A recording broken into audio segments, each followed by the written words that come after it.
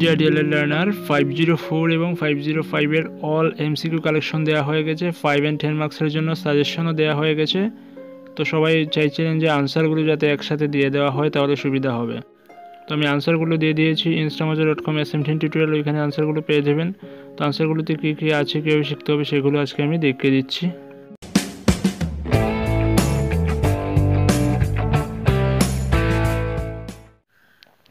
তো প্রত্যেক chapter wise কোনগুলো শিখতে হবে সেগুলো প্রশ্ন দেওয়া আছে, আনসারগুলো দেওয়া আছে। যেমন প্রথম চ্যাপ্টার যেমন পেঁয়াজের দ্বারা জ্ঞানীয় বিকাশের ধাপগুলি কী কী বর্ণনা করুন, সেটা খুব একটা ইম্পর্টেন্ট প্রশ্ন, ইউনিট 1 থেকে সেটা শিখবেন। যে দেখতে পাচ্ছেন পেঁয়াজের দ্বারা জ্ঞানীয় বিকাশের ধাপ রয়েছে, 4টা ধাপ রয়েছে। সেন্সরি মোটর কাল, তার মধ্যে কী কী কাজ করে, তারপর প্রাক অপারেশন সময়কালের মধ্যে কী কী কাজ করে, তারপর হচ্ছে কংক্রিট অপারেশন সময়কালের মধ্যে কী কী কাজ করে, আনুষ্ঠানিক অপারেশন বা ফর্মাল অপারেশন সময়কালের মধ্যে কী কী কাজ করে, এইসব বিষয়গুলো দেওয়া আছে। গণিত ভীতির কারণগুলো লিখো, কোনগুলো শিখতে হবে আপনাকে সেগুলো দাগ দিয়ে দিয়ে দেওয়া আছে। এগুলো জাস্ট আমি ম্যাটেরিয়াল থেকে দেখিয়ে দিয়েছি, অনেকগুলো ব্যাপার আছে, বাকিগুলো আমি তৈরি করে দিয়ে দিয়েছি সুন্দরভাবে। তো তারপর যেমন ছাত্রছাত্রীদের ক্ষেত্রে গণিত শেখার ভয় তৈরির প্রধান 4টি কারণ বর্ণনা করুন। তো কোন 4টি কারণ লাগবেন, এই যে 4টি কারণ রয়েছে খুব সুন্দরভাবে, এগুলো জাস্ট আপনি শিখে নেবেন। তো প্রথমে বলছি, আপনি যদি সাজেশনটা ডাউনলোড না করেন, সাজেশনের ভিডিও দেওয়া আছে, ভিডিওটা দেখে নেবেন এবং সাজেশনটা অবশ্যই ডাউনলোড করে নেবেন।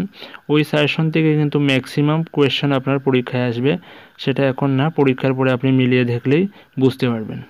তারপর এমসিকিউ কোনগুলি শিখতে হবে, এমসিকিউর জন্য আলাদা ভিডিও দেওয়া আছে। যদি আপনি আমার এই চ্যানেলের নিয়মিত দর্শক হন তাহলে অবশ্যই জেনে গেছেন এবং এমসিকিউগুলো পেয়েও গেছেন। এমসিকিউগুলোর জন্য আলাদাভাবে ভিডিও তৈরি করে দেওয়া আছে। তারপর এই টপিকগুলির ডিসকাশন ভিডিও রয়েছে, এগুলো দেখতে পারেন। তো যেহেতু এখন পরীক্ষা একেবারে সামনে, ডিসকাশন ভিডিও তো আগে দেখলে সুবিধা ছিল, এখন ডিসকাশন ভিডিও দেখে মানে অনেক সময় নষ্ট হয়ে যাবে। এখন জাস্ট আপনি যে মেটেরিয়ালগুলো প্রোভাইড করা হচ্ছে, আনসারগুলো দেওয়া হচ্ছে, এইগুলো দেখে নিলেই হবে। তো কিছু কিছু খুবই ইম্পর্ট্যান্ট প্রশ্ন আছে, এক কথায় যেগুলো দেওয়া হয়েছে ম্যাক্সিমাম ইম্পর্টেন্ট বলেই দেওয়া হয়েছে, মানে খুব কম করে দেওয়া হয়েছে, যাতে লাস্ট মিনিট সাজেশন হিসেবে দেওয়া হয়েছে পরীক্ষার আগে। এগুলো আপনি ভালোভাবে দেখে গেলেই কিন্তু আপনার পরীক্ষা ভালো হতে পারে। তো আমি দেখিয়ে দিচ্ছি, প্রত্যেকটা চ্যাপ্টার থেকে কোয়েশ্চেন করা হয়েছে, আনসারগুলো দাগ দেওয়া আছে। তো কিছু কিছু জিনিস যেগুলো না বুঝলে না হয়, আপনি ইউনিট ওয়াইজ, যেমন হ্যাঁ এখানে দেওয়া আছে চতুর্ভুজ সম্পর্কে একটি কনসেপ্ট ম্যাপ তৈরি করুন। তো কনসেপ্ট ম্যাপটা এখানে দেওয়া আছে। তো আপনি যদি কনসেপ্ট ম্যাপটা বুঝতে না পারেন তাহলে ওই ইউনিটের, এটা কত ইউনিট, কনসেপ্ট ম্যাপেরটা হচ্ছে গিয়ে আমি দেখিয়ে দিচ্ছি, এটা হচ্ছে ইউনিট নাম্বার কত, ইউনিট নাম্বার 3। তো ইউনিট 3 এর ডিসকাশন যে ভিডিওগুলো রয়েছে, ভিডিওটা দেখলে কিন্তু আপনি সেটার আনসারগুলো পেয়ে যেতে পারেন, বুঝতে সুবিধা হবে।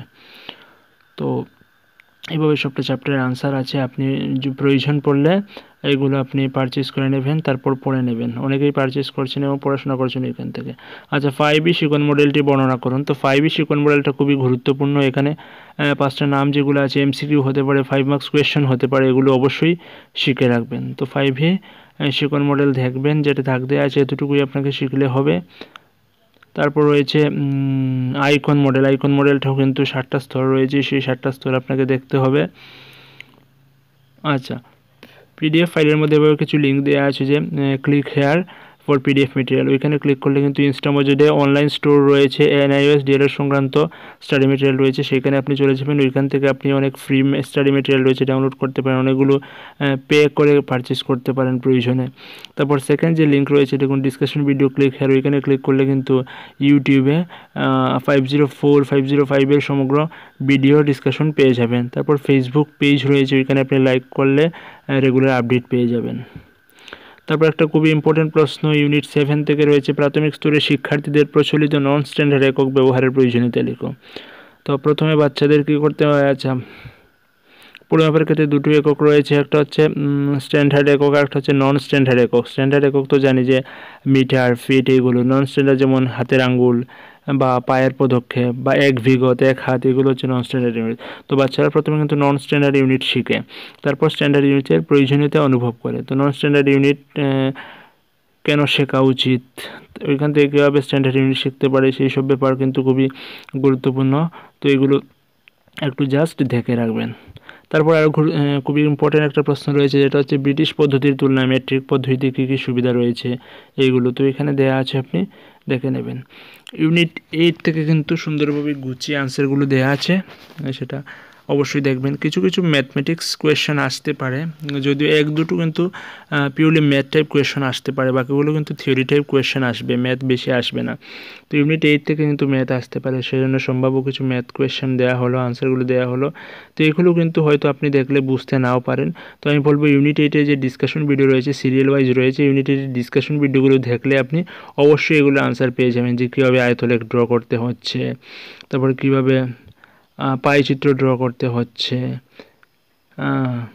তারপর ওই যে কি গড় কীভাবে নির্ণয় করতে হচ্ছে, সম্পূর্ণগুলো কিন্তু করিয়ে বুঝিয়ে দেওয়া আছে। মধ্যমা কীভাবে নির্ণয় করতে হচ্ছে এগুলো বুঝিয়ে দেওয়া আছে। ডিসকাশন ভিডিওগুলো দেখলে কিন্তু এগুলো বুঝতে পারেন। আর এইসব বিষয় কিন্তু অনেকেরই জানার কথা, মধ্যমা, গড়, সংখ্যাগরিষ্ঠ মান বা ভূমিষ্ঠক, এগুলো যদি জানেন তাহলে দেখে নেবেন। তো নতুন একটা টপিক আমরা পেলাম যে আন্তঃচতুর্থক প্রসার। তো আন্তঃচতুর্থক প্রসারটাও কিন্তু বুঝতে হবে মানে কি সেটাও বুঝিয়ে দেওয়া আছে ডিসকাশন ভিডিওতে। যদি প্রয়োজন পড়ে আপনি ইউনিট 8-এর ডিসকাশন ভিডিওগুলো দেখে নেবেন, আদারওয়াইজ এখানে করে দেওয়া আছে, বুঝে নিতে পারবেন। পিক্টোগ্রাফ রয়েছে, যৌগিক দণ্ডচিত্র রয়েছে, সবগুলো এখানে দেয়া আছে। ইউনিট 9 হচ্ছে পাটিগণিতের সাধারণ রূপ বীজগণিত। এখান থেকে কিন্তু কিছু সমাধান অঙ্ক দেয়া আছে, যেগুলো আমি সলভ করে দিয়ে দিয়েছি। যেমন দুটি সংখ্যার যোগফল 64, একটি অন্যটি থেকে 14 বেশি হলে সংখ্যাগুলো কী কী সেটা সলভ করে দেওয়া আছে। বা বয়স সংক্রান্ত কিছু সমস্যা আছে, এক দুটো সমস্যা কিন্তু পরীক্ষায় আসতে পারে, বাকিগুলো থিওরি আসবে, আমি বারবার বলছি। তো এই যে কি এটা হচ্ছে ত্রিভুজের সমস্যা, সেটাও আমি সলভ করে দিয়েছি, এগুলো দেখে নেবেন। ইউনিট 10 থেকে রয়েছে মূল্যায়ন। আচ্ছা, গণিত শিক্ষণে মূল্যায়নের নীতিসমূহ আলোচনা করুন। মূল্যায়নে কী কী নীতি রয়েছে সেটা দেখতে হবে, কিন্তু এগুলো কিন্তু ইম্পর্ট্যান্ট। তারপর শিক্ষণ কেন্দ্রিক পদ্ধতির বৈশিষ্ট্যগুলি কী কী, গণিতে স্বমূল্যায়ন বা পেয়ার লার্নিংয়ের গুরুত্ব কী, স্বমূল্যায়ন বা পেয়ার লার্নিং কীভাবে হলো।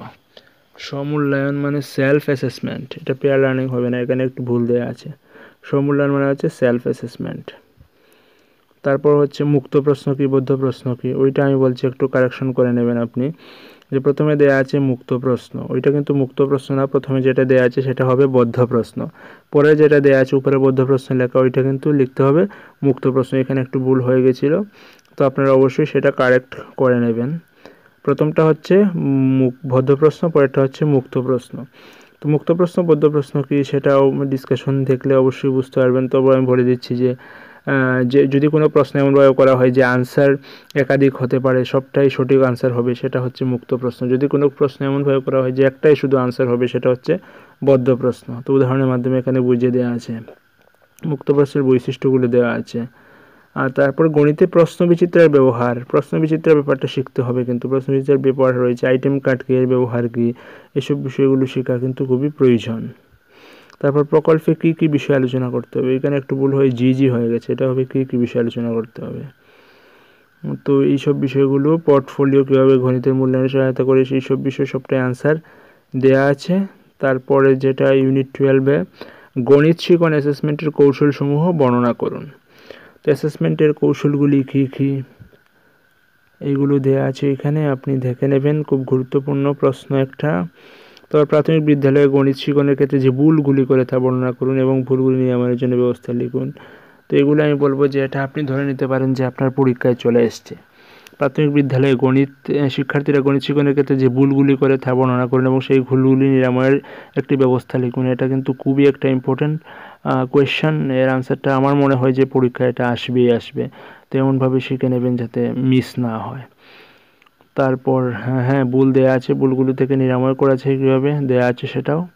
10 মার্কসের জন্য একটা প্রশ্ন এটা হতে পারে যে আপনি একজন শিক্ষক হিসেবে শিক্ষক অভিভাবক দিবসে কীভাবে আলোচনা করবেন তা লিখুন।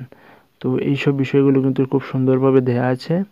তো আপনি যদি পড়ে নিয়ে থাকেন, যদি আমার ডিসকাশন ভিডিওগুলো দেখেন, তাহলে NIOS থেকে যে বাংলাতে স্টাডি মেটেরিয়াল ডাউনলোড করার জন্য দিয়েছি সেটা ধাক দিয়ে থাকেন, তাহলে এখন পড়ে নেবেন। আর যদি আপনি না হন, আগে পড়ার সুযোগ পাননি, অনেকেই কিন্তু অনেক ধরনের কাজের সঙ্গে যুক্ত, বিদ্যালয়ে আছেন তো অনেক কাজের সঙ্গে যুক্ত, পড়াশোনা খুব একটা সময় করতে পারছেন না।